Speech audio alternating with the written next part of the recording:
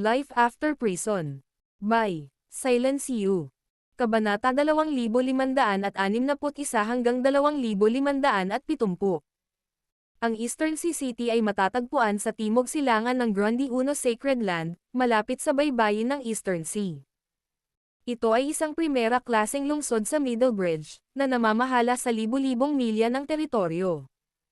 Ito ay itinatag 1,000 taon na ang nakalilipas at ngayon ay nasasakupan ng Grande Uno Sacred Land. Ang kasalukuyang alkalde ng Eastern Sea City ay si Juan Conley, na dating pangunahing disipulo ng Grande Uno Sacred Land. Dahil sa kanyang katanyagan, siya ay hinirang bilang alkalde ng Eastern Sea City ng sekta. Bilang pinakamaunlad na lungsod sa baybayin ng Eastern Sea, ito ay tahanan ng 10 milyong tao. Kalahating araw na ang lumipas nang dumating dito si Severin. Pagpasok pa lang ng grupo sa Eastern Sea City, ipinaalam na ito ni Juan.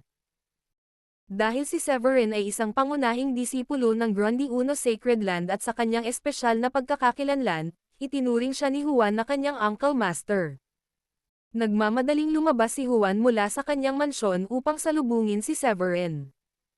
Isang lalaking nasa katanghaliang gulang na nakasuot ng puti, mga 30 taong gulang, na nagpapakita ng aura ng isang Level 9 Royal Paragon ang lumabas mula sa guhit ng liwanag ng bahaghari. Mayroon ding ilang mga panauhin na kasama ang pagkakamit ng mga Royal Paragon. Isang karangalan na makita ka rito, Severin. Ipinaliwanag ni Jack kay Severin ang tungkol sa mga kasalukuyang miyembro ng Eastern Sea City Mansion habang nasa karwahe pa sila. Ang binata sa harap niya ay dapat si Juan, ang alkalde ng Eastern Sea City. Bahagyang ngumiti si Severin at tumango. Ang pag-abot sa Level 9 Royal Paragon sa murang edad ay kahanga-hanga. Pinangunahan ni Juan si Severin at ang kanyang grupo papasok sa mansyon. Pagkatapos makapagpahinga, inabutan ni Juan si Severin ng isang ginintoang sulat ng imbitasyon bago umalis. Magdaraos ang Eastern Sea City ng isang subasta sa loob ng 3 araw. Sana ay mabigyan mo kami ng pagkakataong dumalo, Severin. Sabi ni Juan.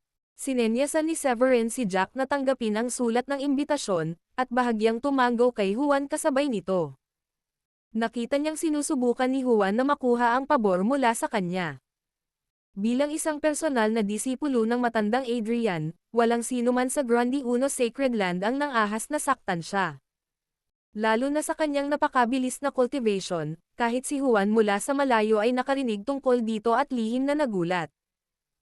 Akala niya ay mananatili siya sa Level 9 Royal Paragon habang buhay, ngunit ang pagdating ni Severin ay nagpakita sa kanya ng pagkakataong sumulong sa isang Supreme Paragon. Nabalitaan ni Juan na binisita ni Carson ang South Sky hindi pa katagalan. Pagkatapos noon, si Oscar ay sumulong sa Supreme Paragon. Bagamat hindi siya masyadong pamilyar kay Oscar, noong nag-cultivate siya sa sagradong lupain noon, si Juan ay isa ng elder ng Royal Paragon. At ngayon, natigil pa rin siya sa Level 9 Royal Paragon, habang si Oscar ay sumulong na sa Supreme Paragon.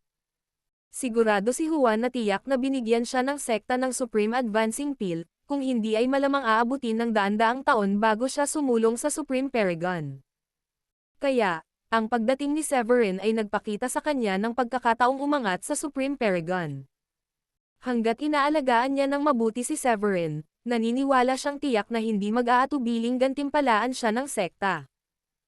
Nakahinga ng maluwag si Juan nang makita niyang tinanggap ni Severin ang imbitasyon, at mabilis na nagpaalam. Samantala, isang maringal na barkong pangyaman ang dahan-daang lumitaw mula sa kawalan sa labas ng Eastern Sea City. May isang binata na nakatayo sa unahan ng barko. Nakasuot siya ng puting damit, mga 25 o 6 na taong gulang, at nagpapakita ng aura ng isang Royal Paragon. Gayunpaman, ang kanyang aura ay hindi pa ganap na napigilan, kaya't nararamdaman ito kahit mula sa malayo. Malinaw na ang taong ito ay kamakailan lamang nakarating sa Royal Paragon, at wala pa siyang oras para patatagin ito. Habang nakatingin sa Eastern Sea City sa ibaba, kinuyam ni Alfie ang kanyang mga kamao. Kailangan kong makuha ang mana ng Green Emperor sa pagkakataong ito sa Eastern Sea Secret Realm. Sa paggunita sa kanyang pagkabigo sa Starry Sky Battlefield noong nakaraang pagkakataon, huminga ng malalim si Alfie at mariing sinabi. Dahil ang Royal Paragon Ceremony ay ginanap sa Grundy Uno Sacred Land, alam niyang matagumpay na nakarating si Severin sa Royal Paragon pati na rin ang pagkatalo kay Drake at pagpapahiya kay Gresham. Hindi matatalo si Severin sa parehong antas, biglang nakaramdam si Alfie ng matinding pressure. Sa huli, kinailangan niyang magmakaawa sa mga elder ng sect para sa isang 9th grade spiritual pill, na nagbigay daan sa kanya upang makaakyat sa Royal Paragon hindi pa katagalan. Naunawaan ni Alfie na kung gusto niyang maabutin si Severin, dapat niyang makuha ang mana ng Eastern Sea Secret Realm sa pagkakataong ito. Habang matamang nakatitig si Alfie sa Eastern Sea City sa abot tanaw, nagsalita si Joe Harry Sion, isang level 9 Royal Paragon Elder sa tabi niya. Nakarating na tayo sa Eastern Sea City, Alfie. Tinatanggap ba natin ang imbitasyon mula sa Primordial Sacred Land? Imbitasyon ba ito, Joe? Isang malamig na tingin ang pinakawalan ni Alfie. Ito ay pagdedeklara ng digmaan sa aking Floating Light Sacred Land. Agad na natahimik si Joe nang marinig niya si Alfie. Maraming regalo ang ibinigay sa kanya ng Primordial Sacred Land, umaasang mahikayat si Alfie na makipagtulungan. Ngunit matigas ang ulo ni Alfie, wala siyang paraan para mahikayat ito. Nakita ni Alfie ang ekspresyon sa mukha ni Joe at nagbigay ng malamig na ngiti sa kanyang puso. Pagkatapos ng Royal Paragon Ceremony, kahit papaano ay bumuo ng alyansa sina Drake at Gresham, at plinano nilang patayin si Severin sa Eastern Sea Secret Realm. Hindi naniniwala si Alfie na hindi alam ng Mighty Supreme Paragon ang mga plano ng kanilang mga Saintmen. Gayunpaman, nagbulag-bulagan sila. Malinaw na gusto rin nilang patayin si Severin. Bukod dito, nawawala sina Filbert at ang Godslayer Spear, at ang Primordial Sacred Land ay lubhang hangina sa mga sandaling iyon. Malamang na nais ni Baldwin na durugan si Severin upang mailabas ang kanilang galit. Gayunpaman, palaging nananatili si Severin sa Grundy Uno Sacred Land, na nagpapahirap kay Baldwin at sa iba na kumilos. Kalaunan, personal na pumunta si Baldwin sa Floating Light Sacred Land upang palihim na humingi ng kooperasyon. Maging si Drake ay nilinaw na kay Alfie na plano nilang patayin si Severin sa Eastern Sea Secret Realm at ibahagi ang tunay niyang immortal na diwa. Kung nangyari ito bago ang Royal Paragon Ceremony, maaaring naisip na ito ni Alfie. Gayunpaman, pagkatapos ng seremonya at personal na namagitan ang matandang si Adrian upang protektahan si Severin, alam ni Alfie na ang plano ni Drake at ng iba pa ay malamang na pangarap lamang. Kung haantong ito sa interbensyon ng matandang si Adrian sa huli, malamang na mahirap para sa mga matatanda ng iba't ibang puwersa na payapain ang kanyang galit. Kaya, tumanggi si Alfie ng walang pag-aalinlangan. Habang papalapit sila sa Eastern Sea City, umiling si Alfie. Maingat niyang sinulyapan si Joe sa tabi niya at pagkatapos ay dahan-daang iginiya ang barkong pangyaman patungo sa lungsod. Samantala, ilang mga bitek sa kalawakan ang lumitaw sa kalangitan sa kabilang panig ng Eastern Sea City. Ang mga henyo ng iba't ibang sagradong lupain ay dumating sa Eastern Sea City ng sunod-sunod. Ang pagbubukas ng Eastern Sea Secret Realm ay hindi nalalayo, at may mga bulong-bulungan na magkakaroon ng 8th grade na mga halamang gamot na iaalok sa subasta. Lumabas si Drake mula sa bakanteng daanan sakay ng 3 talampakang berdeng talon na parang isang swordsman. Tiningnan niya ang Eastern Sea City na hindi kalayuan na may malakas na intensyong pumatay. Severin, ang Eastern Sea Secret Realm ang magiging puntod mo. Maagang-maaga pagkalipas ng 3 araw, ang abot tanaw ay nababalutan ng makukulay na kulay, at ang gininto ang liwanag ay tumagos sa mga ulap, na nagpapalayas sa kadiliman. Si Severin ay nakaupo nang nakakros ang mga paa sa isang magandang silid sa mansyon. Napapaligiran siya ng hindi mabilang na mga pilosopiya at teorya ng langit at lupa, na parang ang sagradong pilosopiya mismo ay nahayag. 2 marilag na puting hamog ang pumailan lang pabalik-balik sa harap ng kanyang ilong, nakahawig ng mga gumagala na dragon. Pagkatapos ng ilang paghinga, iminulat niya ang kanyang mga mata at 2 maliwanag na sinag ang agad na lumabas, na tumatagos sa kawalan ilang talampakan sa harap niya. Bahagyang bumukas ang bibig ni Severin at bumuntong hininga na parang isang mabilis na palaso, matatag na ibinaon ito sa asol na sahig at nag-iwan ng butas na kasing laki ng kamao. pinigilan ni Severin ang kanyang aura at dahan-daang bumangon. Ngayon ang taunang araw ng subasta ng Eastern Sea. Ilang araw na ang nakalilipas, binigyan siya ni Juan ng isang imbitasyon. Balak ni Severin na isama ang mga babae upang tingnan kung makakatagpo sila ng anumang mahahalagang kayamanan. Dumating si Severin sa patio habang palabas siya ng silid, at di nagtagal ay dumating ang isang katulong na may dalang mainit na tubig. Pagkatapos niyang maglinis, iniulat ng katulong na naghihintay na si Juan sa labas ng bulwagan. Agad siyang sumama sa mga babae. Pagdating sa bulwagan, tumayo si Juan at yumuko ng may paggalang. Pagbati, Severin, at pagbati sa mga binibini. Tumanggaw si Severin bilang tugon. Sige, maging casual ka lang. Ito ang unang pagkakataon na dumalo si Severin sa isang subasta sa Blue Realm, at medyo interesado siya. Nang makita ni Juan ang interes ni Severin, mabilis siyang tumayo at pinangunahan ang grupo papunta sa Eastern Sea Auction. Ginanap ang subasta sa pinakamataas na gusali sa lungsod, na kilala bilang Starlit Majesty Tower. Ang Starlit Majesty Tower ay 50 talampakan ang taas at nag-aalok ng malawak na tanawin ng buong Eastern Sea City. Inayos si Severin sa isang VIP seat pagdating niya. Napagtanto ni Severin na hindi kalakihan ang lugar ng subasta, kaya lamang maglaman ng humigit kumulang 500 tao. Binubuo ito ng 2 palapag. Ang mas mababang palapag ay para sa mga ordinaryong upuan, habang ang itaas na palapag ay para sa mga VIP, na may mga silid na nilagyan ng mga hanay upang ihiwalay ang mga mapang uyam na banal na pandama ng mga tagalabas. Matapos maupo si Severin sa VIP area, sa wakas ay nabuksan ang pangunahing pasukan, at nagsimulang pumasok ang mga Royal Paragon isa-isa. Pagkaraan ng ilang sandali, isang taga-subasta ang umakyat sa entablado. Ang taga-subasta ay isang nasa katanghaliang gulang na level 2 Royal Paragon na may parisukat na mukha. Siya ay isang panauhin ng mansyon. Lumingon si Severin at tumingin kay Juan sa hindi kalayuan nang may kuryosidad nang makita niya ang taga-subasta. Ngumiti si Juan at nagpaliwanag. Siya si Zach Lehman. Isa siyang tusong mandirigma mula sa Eastern Sea at isa sa mga nagsusubasta ng Eastern Sea Auction. Ang Eastern Sea Auction ay itinatag 3,000 taon na ang nakalilipas. Sa simula, ito ay isang pagtitipon na nabuo mula sa mga palitan sa pagitan ng iba't ibang mga rogue fighters sa antas ng Royal Paragon. Ito ay katulad ng isang karaniwang pamilihan. Ito ay hanggang ilang daang taon na ang nakalilipas nang ako ay dumating sa Eastern Sea at nakipagtulungan sa ilang level 9 Royal Paragons upang isaayos ang kasalukuyang Eastern Sea Auction. Tumanggaw si Severin. Nakikita ko. Kaya, lumalabas na isa ka rin pala sa mga nag-organisa ng Eastern Sea Auction pero sa likod ng mga eksena. Umiling si Juan at sinabing, mas pinahahalagahan mo ako ng sobra, Severin. Umaasa lang ako sa reputasyon ng Grande Uno Sacred Land. Kung hindi lang dahil sa pangalan ng sagradong lupain, natatakot akong maraming beses nang nagpalit ng kamay ang Eastern Sea Auction ngayon.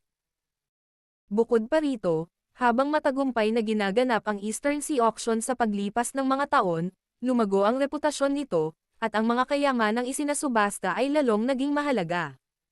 Noong nakaraang taon, mayroon pang ang 9-grade herb.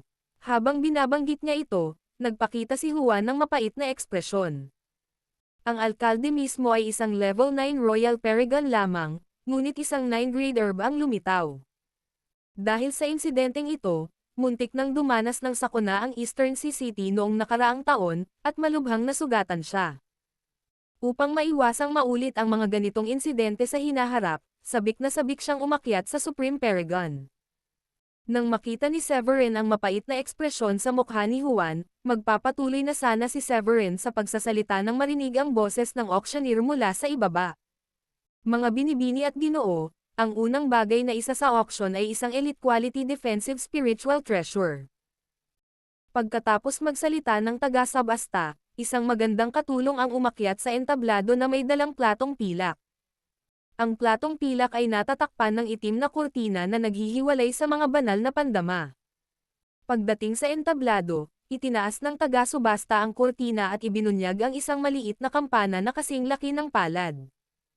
Ang maliit na kampana ay naglalabas ng tansong kinang, na may mga pilosopiyang umiikot sa paligid nito, na nagbibigay dito ng isang pambihirang anyo. Nagpatuloy ang taga-subasta.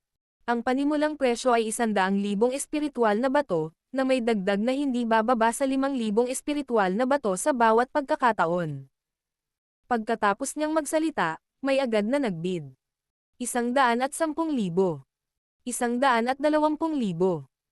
130,000.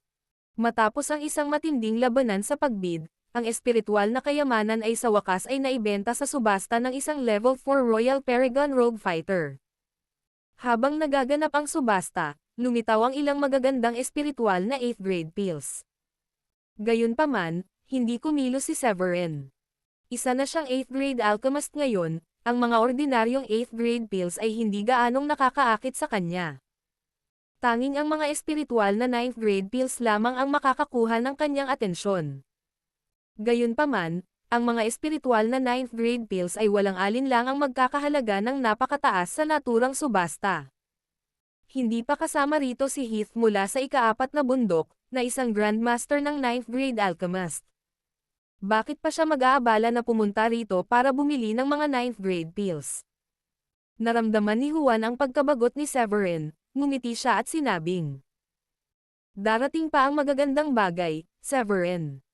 Ang tampok sa subastang ito ay ang Royal Paragon Protective Charm at ang 9th grade na halamang gamot, ang Bianca Grass. Totoo ba yan? Nagulat si Severin. Ang Bianca Grass ay isang halamang 9th grade na halamang gamot na may kakayahang bumuhay ng mga patay.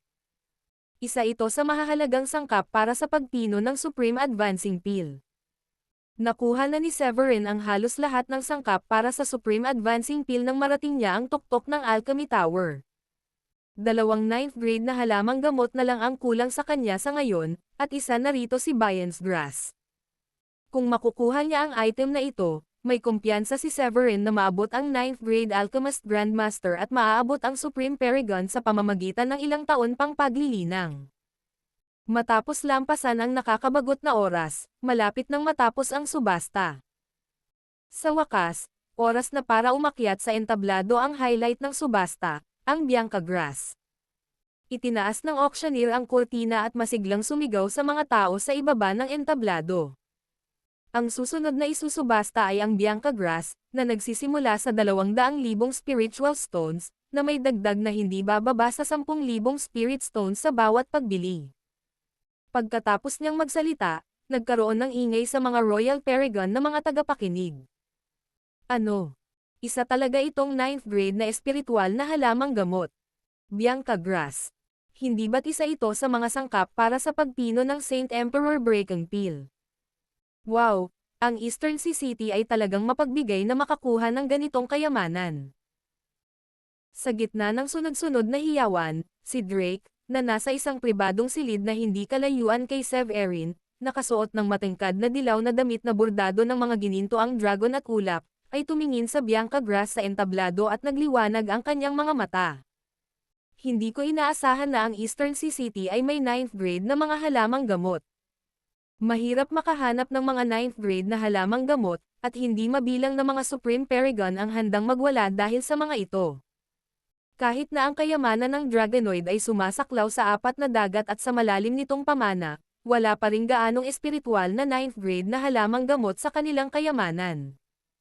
Matapos bumalik sa kanyang katinoan mula sa kanyang pagkagulat, agad na humarap si Drake sa elders sa tabi niya at nagtanong. Ilang batong espiritual ang natitira sa atin, Great Elder? Sumagot si Calvert sa malalim na boses. Kamahalan, wala pang 500,000. Tama na, matigas na sabi ni Drake.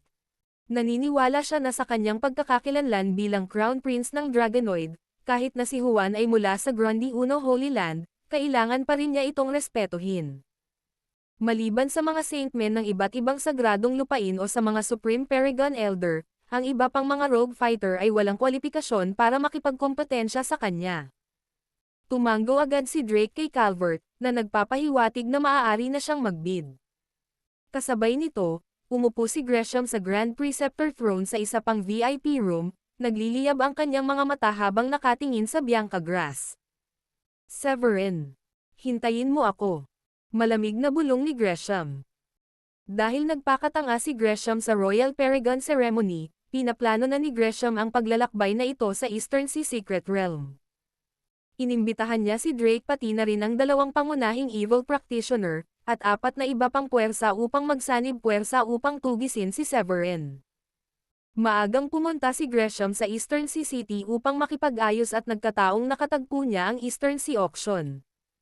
Sa una, nainip lang siya at nagplanong pumasok at tingnan kung makakabili siya ng ilang magagandang at mahahalagang kayamanan. Gayunpaman, nabigla siya sa subasta dahil hindi niya inaasahan na magkakaroon ng 9th grade na halamang gamot ang Eastern Sea City. Nagpa siya si Gresham na kunin ang Bianca Grass na ito anuman ang mangyari.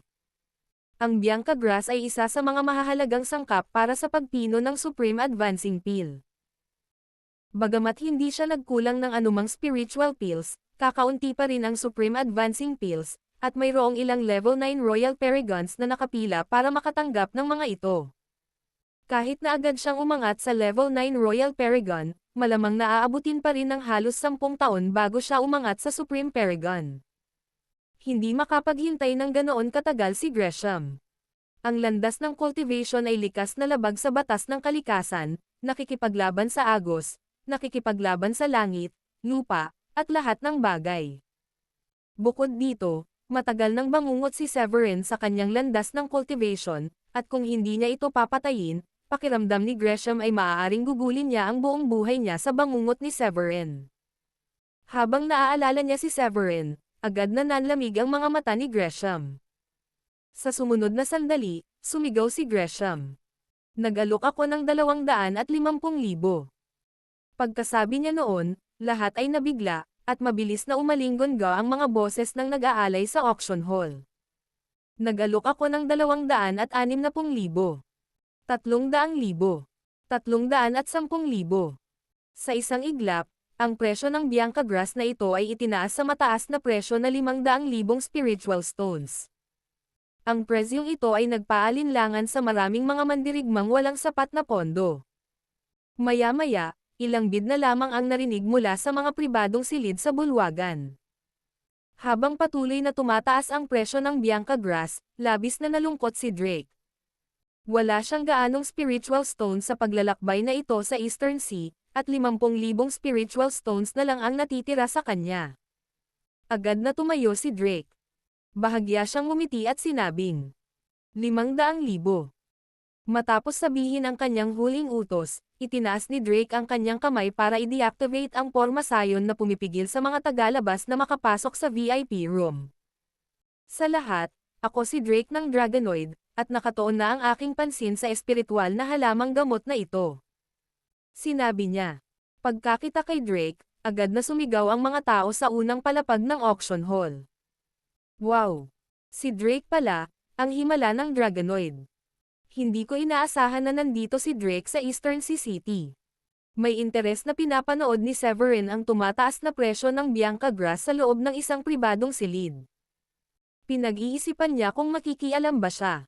Nang sandaling iyon, isang pamilyar na boses ang umalangaw mula sa isang pribadong silid sa malapit.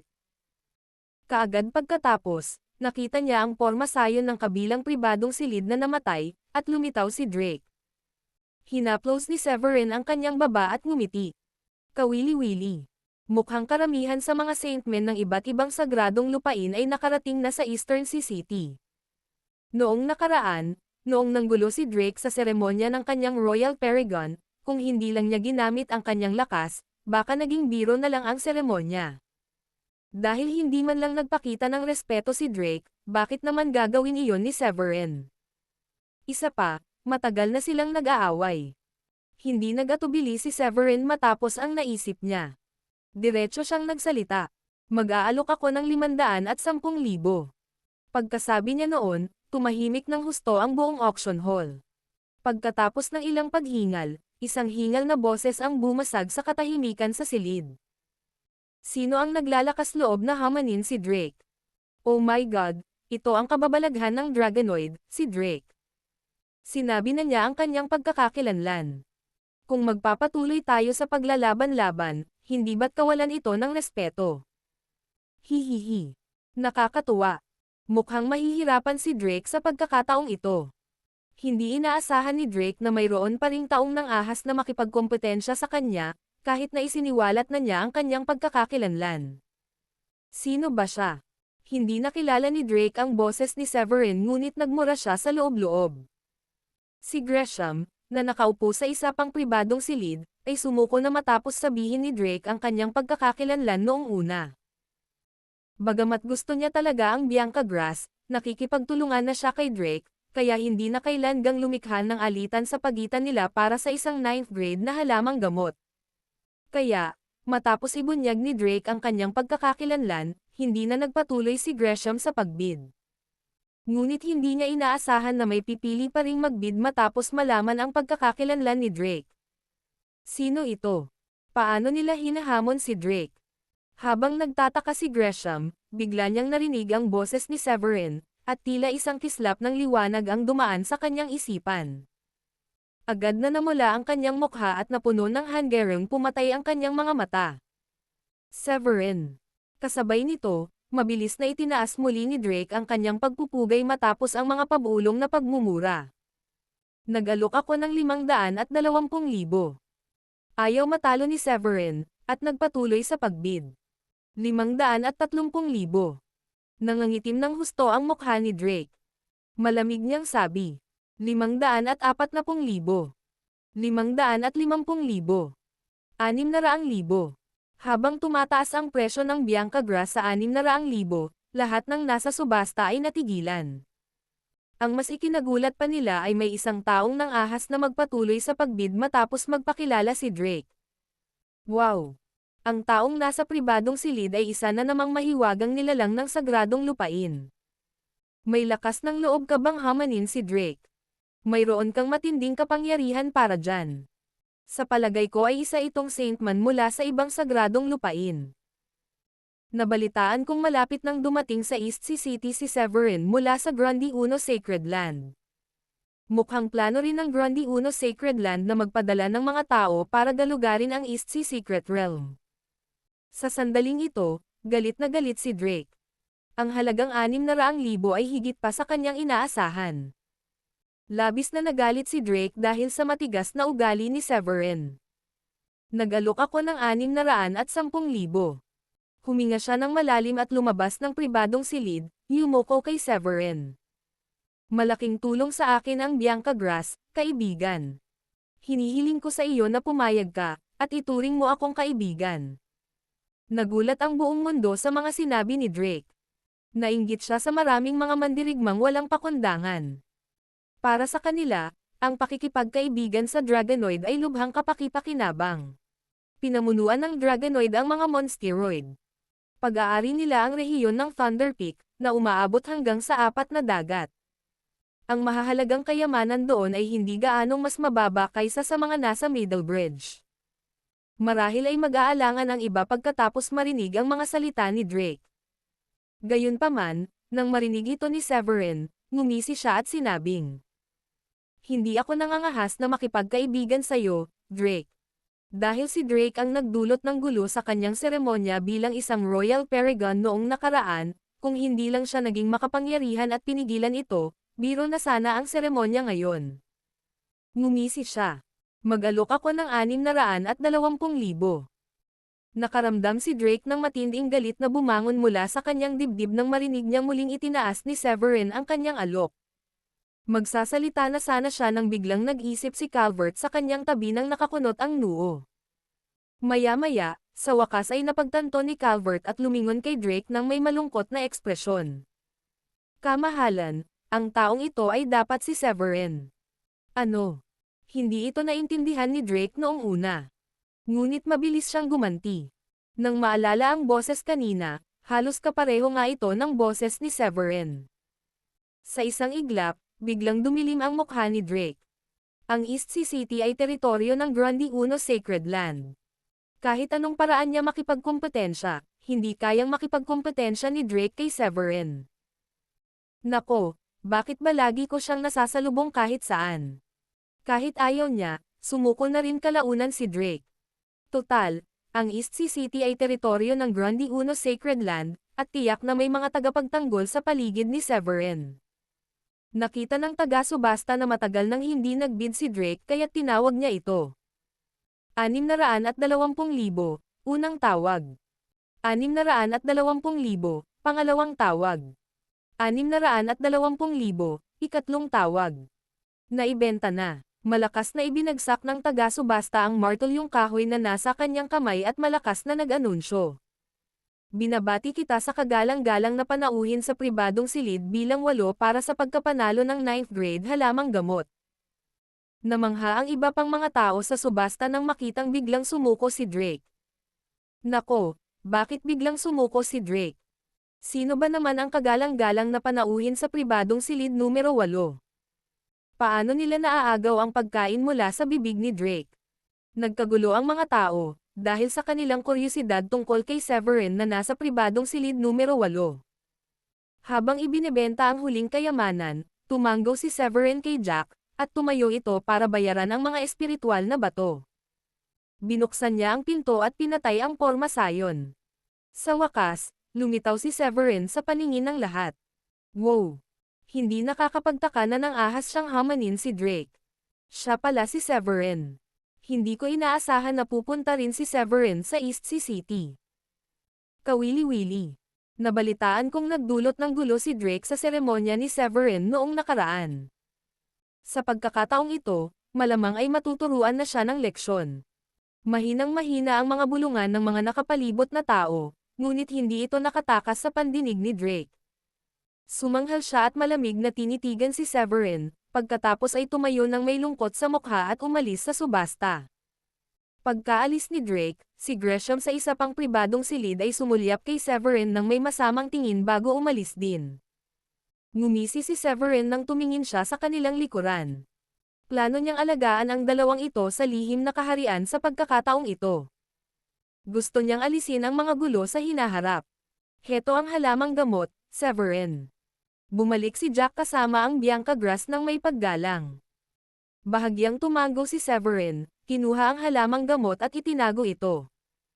Nang matapos ang subasta, nagplano si Severin na bumalik sa mansyon upang hintayin ang pagbubukas ng East Sea Secret Realm.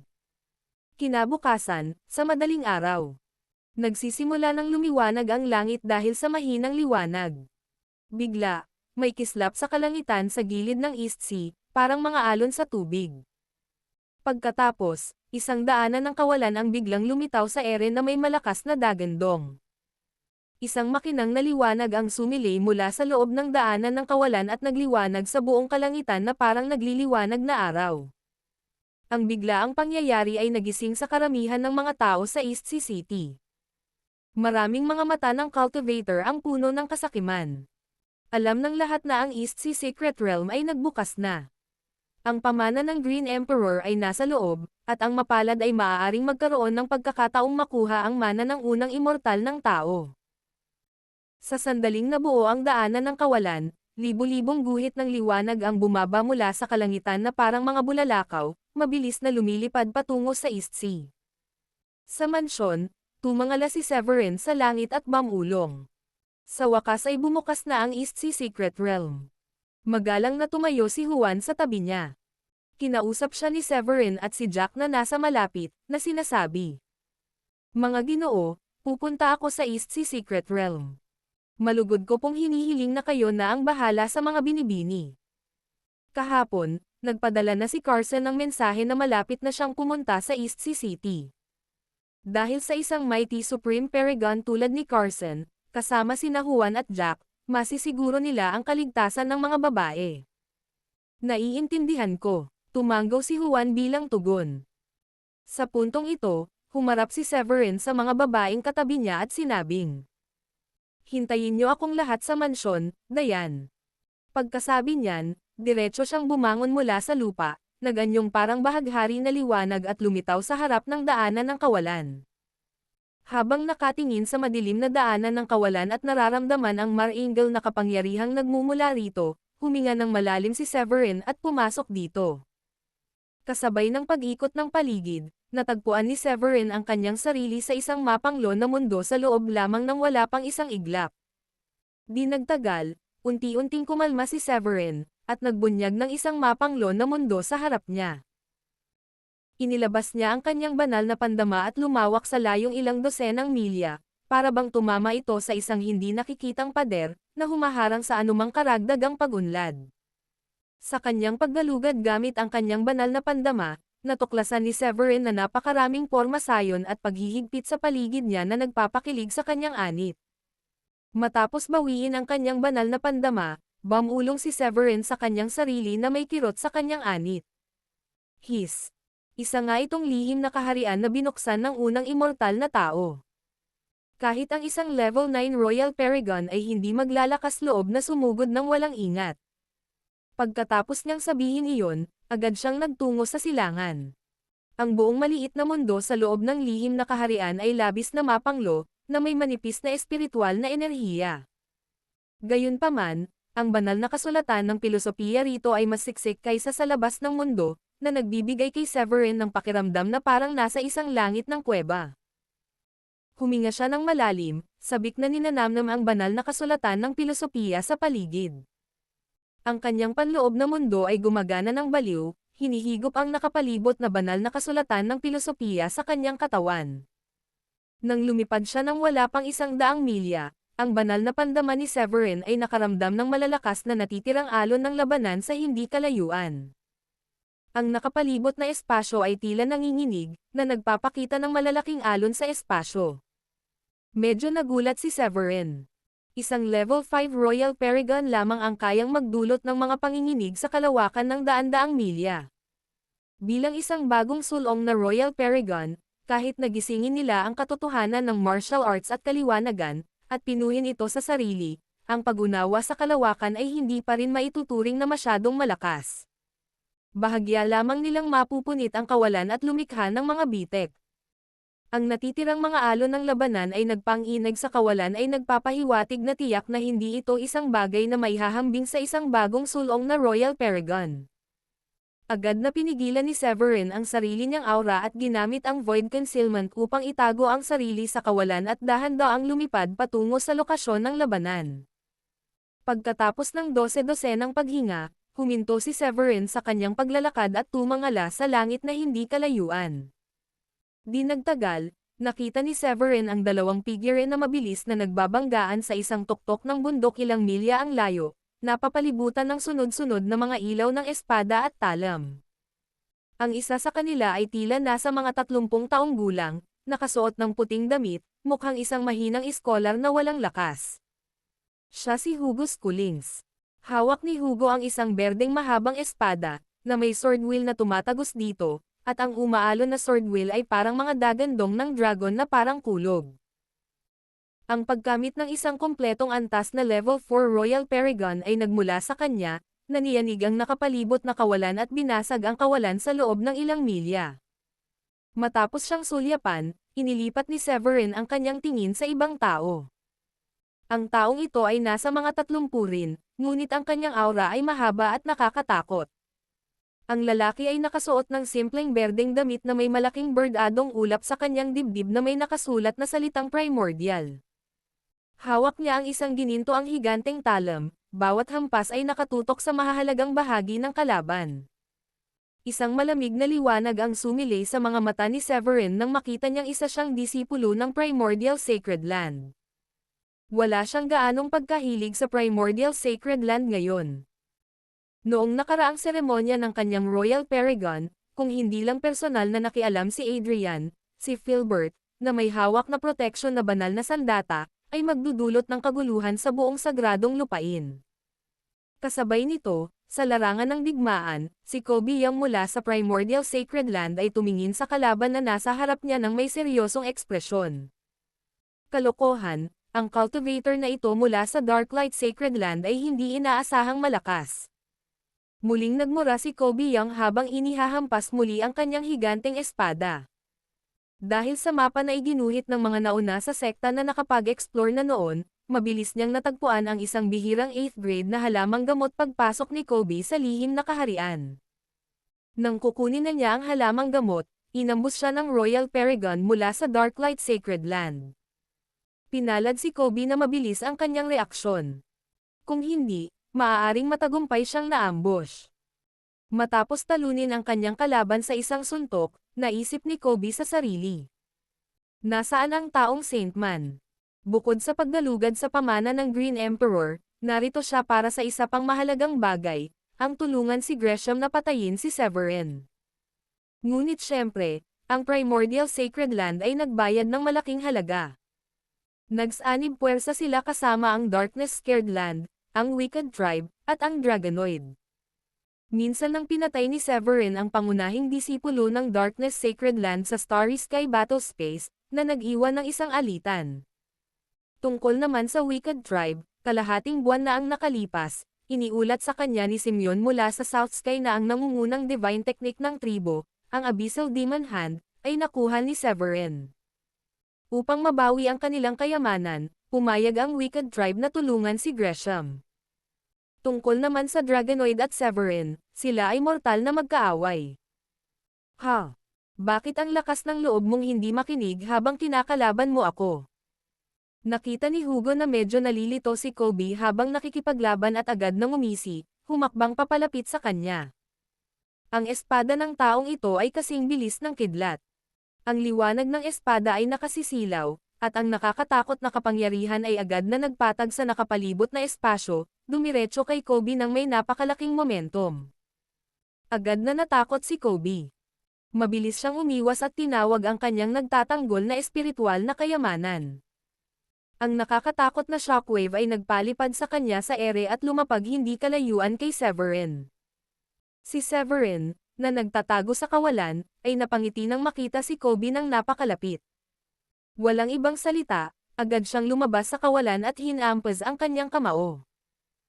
Ang nakakatakot na kamao ay may dalang malalim na kapangyarihan ng langit at lupa, na walang awang hinampas si Kobe. Nang bumagsak si Kobe sa lupa, naramdaman niya ang isang malakas na hangin na umaatake sa kanyang likod, at walang pag-aalinlangan, ginamit niya ang hugis kampa ng espiritual na kayamanan upang harangan ito. Ang shockwave na nabuo ng sumasabog na kamao ay nagpatunog ng kampana ng marahas, na parang isang malakas na kampana na tumutunog. Matapos niyang halos depensahan ang sarili laban sa palihim na pag-atake, lumingon si Kobe at nakita si Severin. Ikaw pala. Sinaman niya ito ng tingin at galit na sabi. Severin, hinahanap mo ang kamatayan. Pagkatapos ng isang malakas na sigaw, namula sa galit ang mukha ni Kobe habang sumugod siya kay Severin. Ikaw ang naghukay ng sarili mong libingan. Halos mabigla si Kobe sa palihim na pag-atake. Malapit na siyang mamatay, kaya medyo natatakot pa rin siya ngayon. Ngumisi si Severin nang makita ang galit na si Kobe. Ikaw ang naghahangad ng kamatayan. Pagkatapos niyang magsalita, itinaas niya ang kanyang kamay at mabilis na tinawag ang Loren Divine Blade na umiiral sa loob ng Inner World. Dumaan ito sa kawalan at lumapag sa kanyang kamay. Habang hawak ang Loren Divine Blade, agad na pumailan lang ang aura ni Severin. Ang kanyang aura ng kompletong antas na Level 3 Royal Paragon ay nanginig sa hangin. Mamatay ka. Pagkatapos ng isang malalim na sigaw, ang Loren Divine Blade ay sumabog at nagliwanag, isang nakakatakot na espada ang humampa sa kalangitan at tumama kay Kobe.